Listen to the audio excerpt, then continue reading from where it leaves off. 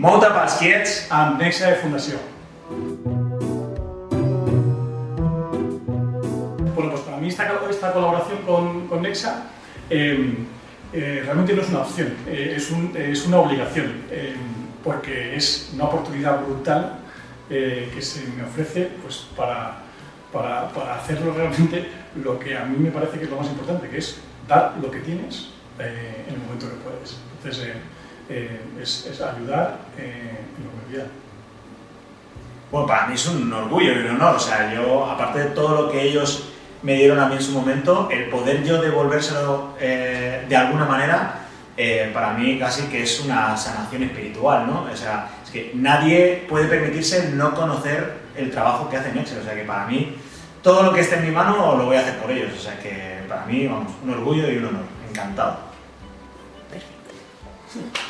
Mira, somos espartanos y los espartanos es lo que hacemos, compramos el calendario. Así que si yo compro el calendario, tú compras el calendario. Es que no hay casa que tenga que estar sin este calendario. Tienes que comprar este calendario, sí o sí. O sea, es que no eres lo más si no tienes este calendario. Tienes que ser lo más, compra el calendario. Compra el calendario. Exacto, compra el calendario. Compra el calendario. Yo ya lo he comprado, ¿tú lo has comprado? Hace un rato. Hace un rato.